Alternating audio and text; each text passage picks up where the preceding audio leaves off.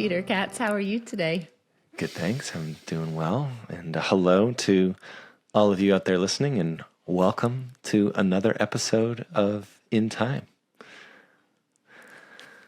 So, Robyne, I'm curious. I think sometimes we start with this, sometimes we don't. But I'm in a pretty beautiful location, so I'm excited to tell you where I am.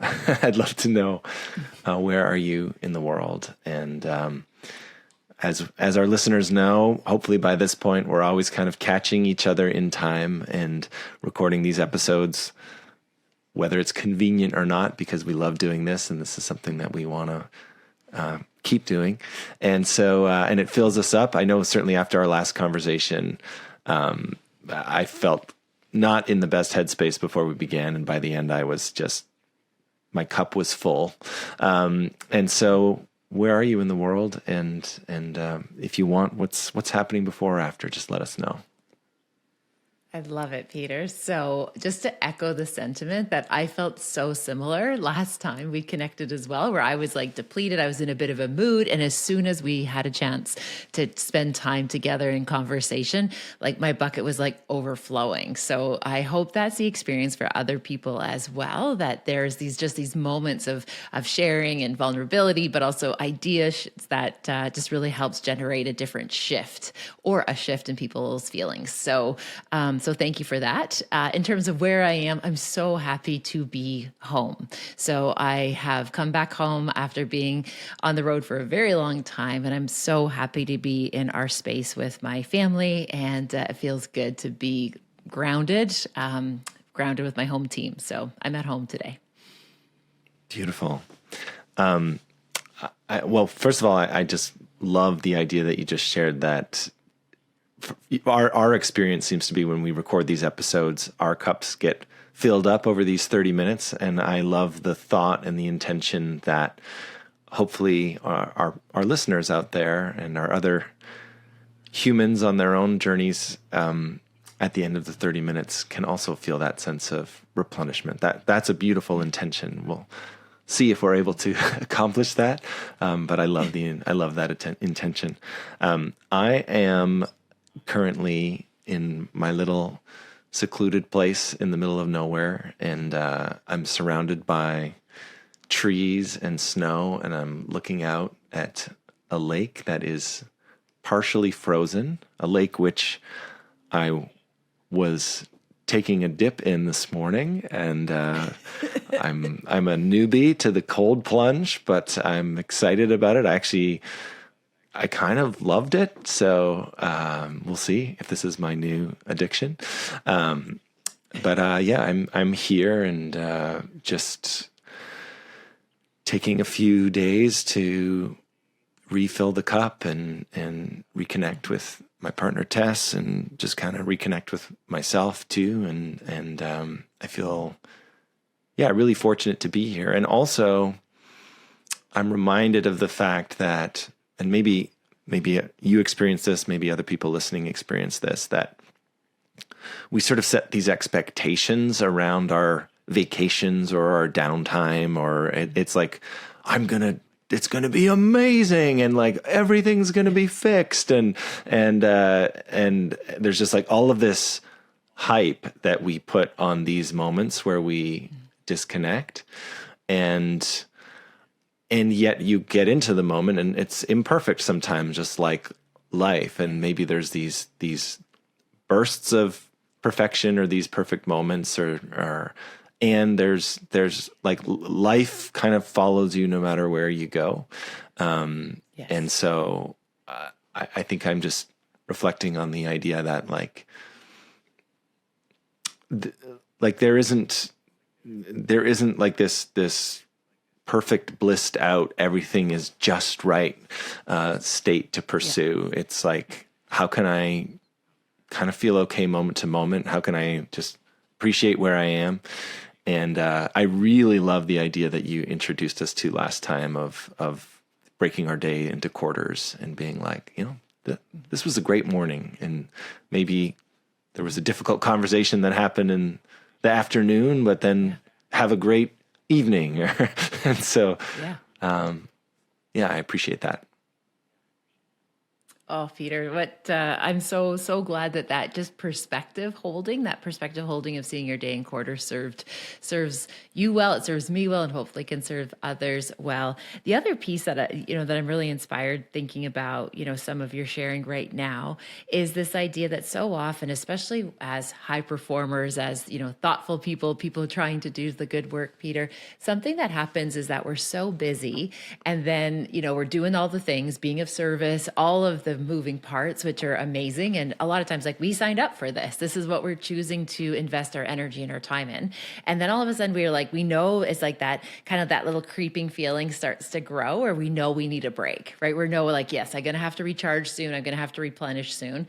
And then what's so interesting is so often when we do finally get that break, so many of us get hit with this like tsunami of emotion of like all of this stuff that hasn't really been processed, that we haven't really put away or unpacked or sorted through.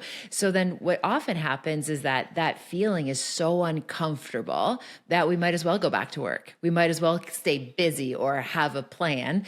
And what's interesting is that there's a lot of, it's almost like our nervous system, like gets stuck almost in being in overdrive and overwhelm and distress. And then when we stop, it actually has to feel all those feelings to like recalibrate and re-regulate. But instead of us like sitting in that discomfort, usually what we do is then we're like, okay, I have to max produce in this time of like rest, right? I have to get the most productive at resting. And then we put that pressure on ourselves because that pressure feels really normal because that's what we're used to.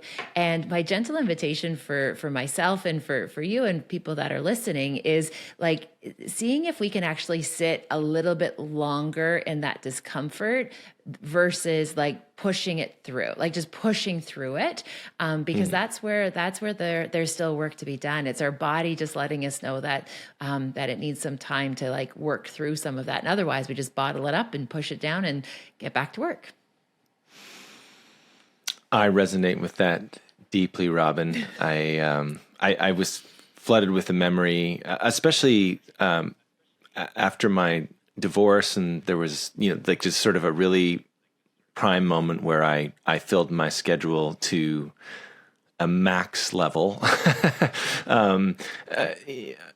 and I remember I would go for these walks in the park. I'd be like, oh, I'm just going to go to the park and just catch my breath, and then I'd go to the park and I would be crushingly overwhelmed with feelings, with emotion. I would notice that there was other couples and other people hanging out and seeming to be loving life, and I was alone. And so it was. I found the moments of rest not restful at all. They were painful, and they were.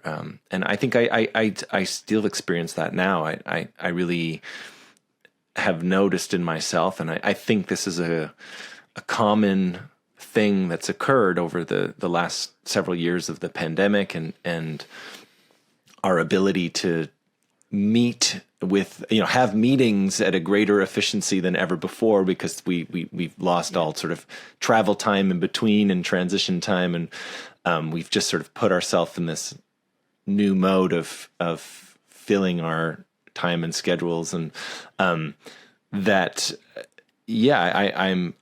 I really do struggle with that pause, and I appreciate the invitation to, like, you're describing, like, being with the discomfort a little longer. Like, what might that look like? Is there something that we could do? Is it breathing? Is it just having an awareness that it's normal to feel uncomfortable? Like, what do you think is an actionable way of being with that discomfort for just a little longer? Yeah, Peter, I love that question. So again, I'm still learning this myself, right? This is something that I still navigate. One of the things that definitely is kind of a way to work through it is, first, again, just to notice the tendencies, right? Just that observation, that noticing, and then getting really curious about it, of this idea of like, okay, so, I notice that as soon as I stop, I get these big feelings, or when I'm trying to do recovery, I notice that my brain wanders to some of these past hurts or, some of this stuff. And one of the things we often talk about is to notice it and just recognize that not everything has to get fixed. And I think in our culture, we're like kind of conditioned to be these problem solvers. So it's like, okay, so yeah, I notice this feeling. And you know what? That's just a feeling or it's just a thought.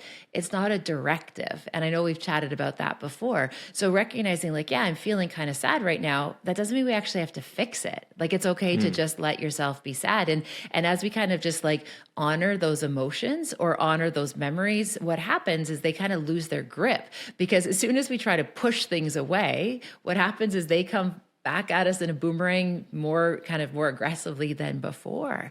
So just that idea of just like kind of noticing, getting a wee bit curious, but then recognizing that like just because you're feeling sad doesn't mean you have to get yourself unsad, or just because you're feeling lonely, that doesn't mean you have to like jump around people and get into company quickly. It's just recognizing that it is what you're experiencing in this moment, and like everything, it's going to pass. And just recognizing that, this might not stick, it does, again, to kind of add clarity to that, Peter, when we're in moods, we feel as though that mood is going to last forever. So when you're happy, it's hard to ever imagine ever being sad again, because this just feels so magical and it feels so good. And then when you're sad, you think like, I'll never feel joy again. I'll never feel pleasure or merriment. So our brain kind of does this thing where it kind of tricks us sometimes to think that these are permanent. But my friend, all of it passes. So to be present to that. I love that. It just makes me think of like some of the difficult conversations that, Tess and I have had in our relationship. And sometimes like it gets like super emotional. And then there's other times where we're literally laughing about how ridiculous that conversation was, or like we're like belly laughing about like the things that we said or the way that we were in a moment that felt like the sky was falling. And it is so fascinating that you can laugh about something that was, I mean, I guess that's what happens in life, where you have these sometimes terrible things, like there's a flood, or like, and it becomes almost part of these great stories of your life, of the time that, my basement once flooded, and I lived in the basement, and all my stuff was floating in sewage water, and it wasn't funny in that moment. But I sort of can joke about it or laugh about it, or almost feel a sense of pride that I got through that. Yes. I appreciate that. I love it. It's funny when you were sharing that, I was thinking about the, in the time it feels like everything feels big and real. And we always feel, we talk about this thing in psychology about having an imaginary audience where like we feel, for example, like if we screwed up, it's like everyone's going to notice and everyone will remember it in perpetuity, right? Like, so if you did something that was like, especially if there's feelings of like embarrassment or regret or shame, it's almost as if it was like this, like, Polaroid Kodak picture, which that reference probably doesn't make sense to some people, but just this idea that it was like this instant picture that is like now permanently sketched into other people's psyches. And so what often happens is like in the moment, we feel all that dread because we're such fascinating creatures that just need so much social acceptance, because that's how our brain works to like improve our survival. So like we just want to do everything right so the group doesn't like cast us out, and we feel as though groups will cast out the misfit or the person that kind of stepped out of line or did something wrong. And what I think is so remarkable is in the moment, like even as you're describing with your, in your some of the conversations and dialogue with Tess, is like in the moment it's so big and it's so real. And then afterwards, all of a sudden you're just like, really, like it wasn't as big as I was imagining it or experiencing it in that moment. But again, that's just part of our psychology, right? Our psychology wants us to really draw attention to things in that moment because it feels urgent and important. And then all of a sudden, when your brain decides, no, this is actually not threatening or dangerous, or it's not going to have me cast away from the people who love me, then we realize it doesn't have the weight on us anymore. You know what this is something that I've been present to, especially lately. I mean, you and I were at a conference together for 4 days, listening to some brilliant speakers, including Dr. Robyne Hanley-Dafoe, and so much of the wisdom out there around how to navigate, different situations or how we maximize our productivity or performance or whatever. It's like such basic things. I remember listening to Mel Robbins on a podcast, and she's talking about her, 5, 4, 3, 2, 1 rule. And it's like, she's like, yeah, like the whole keynote is basically when you want to do something, you count down from 5 or little accountability things that we can set in place, or like checking something on a piece of paper. It's like it's not so complicated. I'm thinking of, I was in a session with my mindfulness coach, and it was one of those moments where I often crash into my mindfulness sessions because I'm like, it's like scheduled at 5 p.m. on a Tuesday, and I'm coming in from a million different things, and I arrive and that's where I sort of allow the thoughts and feelings to kind of come, and sometimes they come in a little too strong. And I was in this particular moment, and she had me just kind of pause and open my eyes. And she just said, just notice the shadows and light in the room. Just turn your attention and focus to noticing. I'm doing it right now. Just noticing where there's light and where there's shadows. Such a simple little prompt. And I'm experiencing it in my body right now as I'm doing it. My nervous system just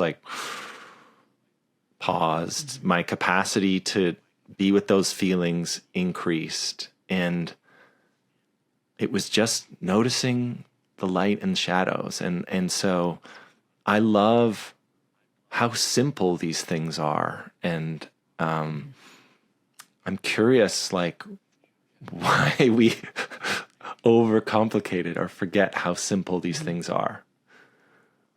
Mm-hmm.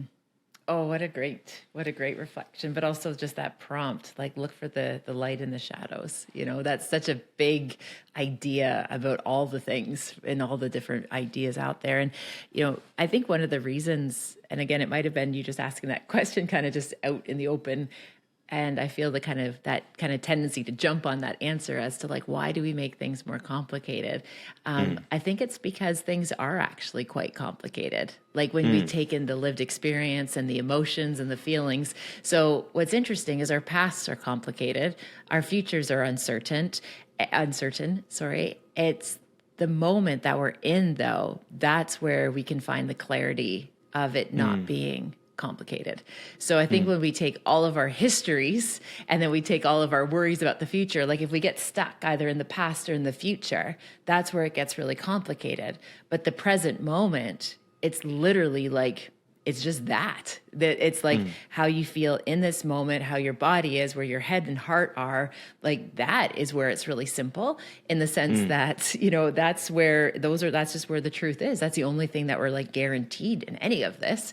Yet so often we get pulled into our past and we feel down and depressed, or we get stuck in our future and we feel anxious and nervous. So again, I think the bookending of our lives are complicated. The story in totality is complicated and messy, and also joy-filled and beautiful. And the present moment is so straightforward. And I guess that's why in the midst of maybe a big, difficult conversation or something like that, in that moment, you can do a very simple thing to make quite a big difference. I think about the birthday cake breathing that you teach, or even just the idea of taking an inhale and taking an exhale that's longer than the inhale, right? Whether you're doing the exact right amount of seconds or whatever it is, just that long exhale and what that does. And I guess I feel sort of comforted by this idea that yes, the totality of things is complicated, and our histories are complicated, and there's a whole lot of stuff that happens in our lives before we hopefully get to the point where we have awareness about our operating system that's running, and hopefully, if we so choose that we want to maybe do a little reprogramming and look at the things that maybe are a bit maladaptive and decide to do something about them, that can be daunting. And I love I certainly just find a lot of comfort in the simplicity of moment to moment navigation, and these little tools that you teach, that I try to teach, and so many others. There's a wealth of options out there. I've just noticed and appreciated the actionable, simple, kind of quick hit little things. Mm-hmm. So, Peter, I want to share with you one of the tools for when we're in the moment. And like things are feeling urgent and messy and complicated. And I know people are like, oh, let's do our birthday cake breathing, or, let's try and be present and let's feel our toes and ground ourselves. But when you're angry and you're feeling like really fired up, these are like the last thing that are going to like come to us intuitively, because those big feelings are big. And anger is such an important emotion for us to like really kind of understand how we don't betray ourselves. And so one of the breathing tools that I actually find works so well for me when I'm like super upset, but in like that kind of feisty anger type state, I can't do birthday cake breathing very readily. And I find, wiggling my toes doesn't really land. And so one of the ones that I use is like, basically when I breathe in, I do like holy. And then when I exhale, I say F really loud in my head, the full version of it. And we know that I have a deep affinity to swearing, but like I actually it makes you live longer, holy right, Robyne? F. I heard somebody said that.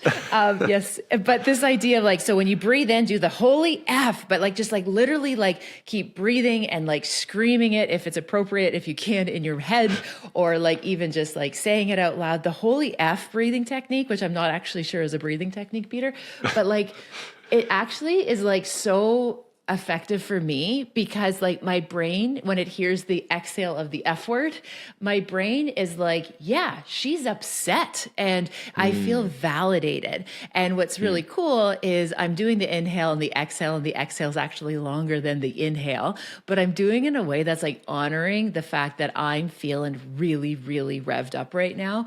And I actually find the holy F a really good breathing strategy when you're angry. I felt that viscerally inside of myself, and really, like, so from my background in singing, right? You only sing vowels, right? Like when the part that's singing is when you're saying the vowel, except for like M. There's a couple that you can sing an M, but I just really imagining making a lot of that U in that particular word. Yeah.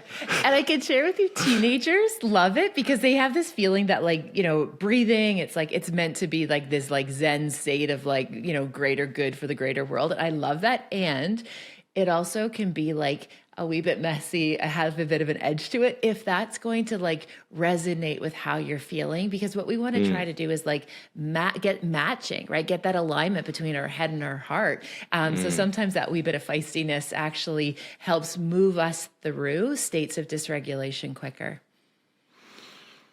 And when they're really little, Peter, I can tell you, I teach them holy hell when they're little, but then the bigger teenagers, they get the holy F, just like, and it's really cute to watch little kids, holy hell. And why not, right? There's way worse things kids can be saying these days. Is there like a graduation ceremony where it's like, all right, now we're going to the bigger words? It's like, some parents, it's like, it's time for the talk. But this is a different kind of talk that we're going to have here. It's just like, we're going to introduce some new vocabulary and use it effectively. Yeah. There you go. And it works grown-ups, it works on little, and I think we should have a rite of passage ceremony, because I think we have to celebrate it all. I love that. I have two thoughts on that. So one, like, I think part of, when you're like in partnership or like whether it's like romantic partnership or family partnership or business partnership or whatever, there's something, and I'm just going to articulate this for the first time, so we'll see how it comes out. But like, I would love for everybody that I'm in relation to, in different forms, to feel empowered to be able to say holy F if they're feeling angry, even if they're feeling angry in regards to me, because there's something about me visualizing that exercise, both me doing it and somebody that maybe I'm in a difficult moment with, where it really illuminates that the anger feeling is internal. And it's like, it's something that we each own. And it's actually like the other person is not actually creating that. Just in the same way that we could laugh about a situation afterwards, it's like the volcano is inside of us. And I'm not saying that people don't do things that are transgressions, but sometimes it's like, it's just, I'm triggered by that thing you said, and you might say that to somebody else and they might laugh about it, or they might have no reaction at all. But it's like, there's something about being able to say holy F, that I feel like both doing that and also witnessing that, it creates a spaciousness around it where it's like, oh, wow, like, look at that big feeling. And I can almost honor that big feeling without making it about me. Cause are you picking up what I'm putting down here, Robyne? I am totally picking up what you're putting down, because what you're saying is wisdom, and you're absolutely right. Like, and it's this idea that what we're doing is, we talk about this in psych as like holding space, right? So you can feel angry, and I don't have to like necessarily, like, I want to be present to it, but again, not personalizing it, that yes, this is an emotion that you're living in that's becoming relevant to you right now in this moment. So 100%. And I do think that there's like the one little kind of piece of symbolism that I would love to like tuck into that example is the idea that like we're breathing in the good, like we're breathing in the holy, like we're breathing in the positive, and we're getting rid of all the negative, right? So even just that kind of idea where it's like, we're kind of taking in the good, and then we're getting rid of the stuff that's no longer serving us, and we're putting it down. There's something pretty cathartic about that. And then also recognizing that the person is like, again, if we are in relation, and this is actually a tool we're using, seeing that person take in the positive, right? We're getting oxygen rich to our blood, like it's doing all the good things for us by taking in that deep inhalation. But that exhale serves such an important purpose of like letting it go, but also recognizing that it's almost like a cue to the other person that I want to let this go. I think this is revolutionary, Robyne. Holy F breathing. We need to work this into our corporate keynote somehow. We got to get approval from HR, but like we got to make this happen. So I love it. I'll share one last little tool that I've been using in my life and in relationship, and this comes from Tess and I are doing a course right now with Terry Real, who's just a brilliant therapist, and read a lot of his stuff, listened to a lot of his stuff, and one of the things that he says all the time is like the answer to the question who's right and who's wrong is who cares, and that the most important sort of frame of perspective is that like we're a team, like we are a team working through this, and so I've really been embodying that, and like meditating on that, and just in every moment trying to look through this lens of we're a team. And I think that can apply beyond just a romantic relationship. I think that can apply with colleagues who are like, I'm right now, a couple of my colleagues and I we're designing and going to be running this retreat in Costa Rica, and there's challenges, and we don't sort of run into conflict, but there's stress of like, are we going to get all the people? And there's a lot of money on the line and these kind of things, but just always just breathing into this idea of we're a team. And I don't know, I don't have kids yet, but I wonder if that might be a something to breathe into also with those relationships. How does that hit you? Yes. Oh, 100%. It's that idea. And what by definition a team is that we are equally invested in the shared outcome. So what makes us a team is that we want to be, equal doesn't mean like 50-50, but that idea that we're dedicated, we're committed to a shared outcome.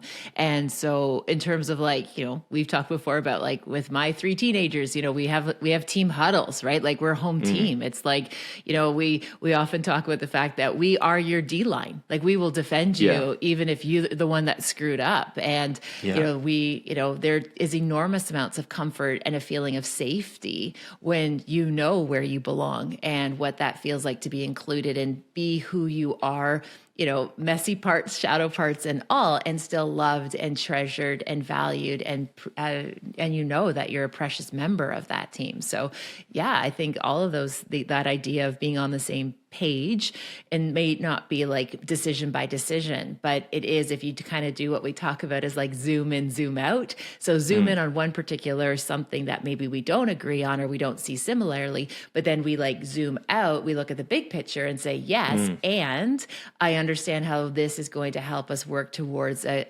mutual outcome. Love that. Well, I'm mindful of our time here, Robyne. It's one of our greatest challenges is keeping our conversations to 30 minutes.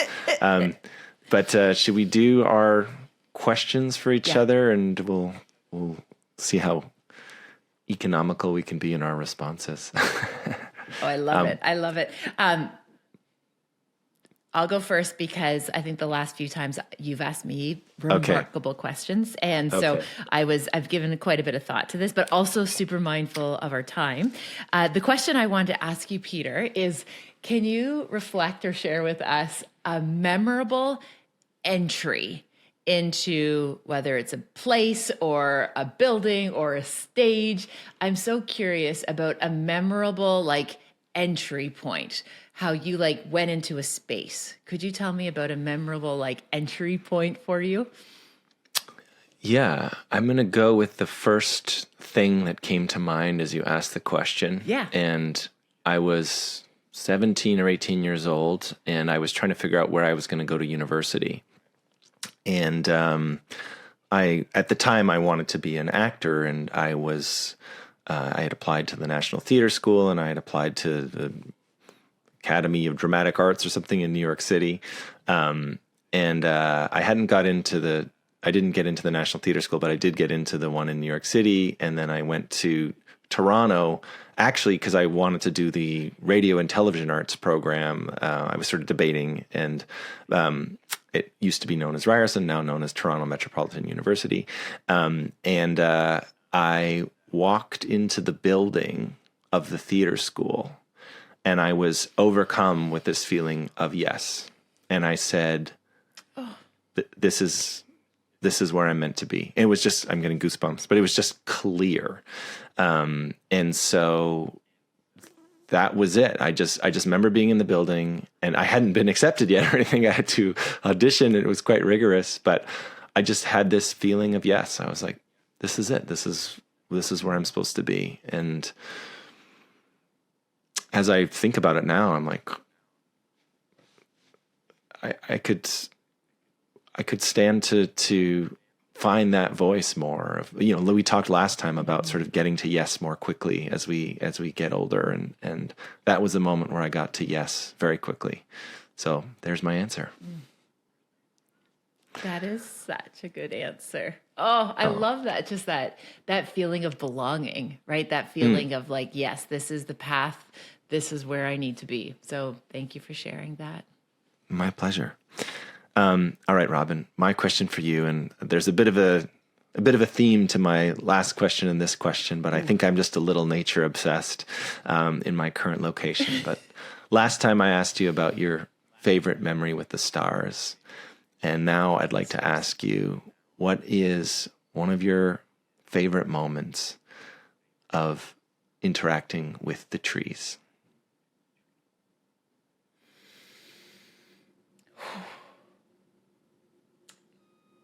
Wow. Oh my goodness, there's so many. The one though that came top of mind, so I'm gonna like follow your pattern of the fact like what first pops up into your head is I feel as though I love to drive. Like I love travel and I love to just like get out into space. And there is something so magnificent about the drive from like Calgary to Banff. And as soon as I see those pine trees, and they're very different than what we see in Ontario. And there is something that, like, as soon as I see them, it's like, it just is this, like, almost like this unlocking of this feeling that it's just like, we've been here for a really long time and it's all going to be okay. So I every time that I drive, and then what I also just marvel is when you see the tree line, when all of a sudden it's like, okay, the trees don't grow above that. I just always feel as though it's this lovely, like just representation in nature that even the strongest, most stoic tree, like it has limits, and that's not a bad thing. It doesn't like take away the value of that type of a tree. It's just like, I know where I am. I know what I'm doing. Like I just find that image of that. And I love this story. So this past summer, I was able to take my father and Ava, our daughter. I was able to take Ava, my dad, out to actually the Banff area. And that was like really special for me to bring my dad. And I had to work, so he was going to hang out with Ava while I was working. And my father recounted a story about when he was 16 years old, he and his family actually drove across Canada. And I don't even know if you're allowed to do this, so I don't want to get anybody in trouble, but he actually had picked up like this little sapling of that type of a pine tree. And Peter, I'm purposely not naming that pine tree because I don't want to get it wrong. I don't know what it's called, and I know it has a very special name, so I don't want to disrespect the name of that pine tree. But my father got a little sapling, and he actually wrapped it in wet paper towel, and he drove it back to Ontario, and he planted it. And then every time my father moved, he took it with him. And the house that I grew up, that was the type of pine tree that was in our front yard, and it was like over 20 feet tall.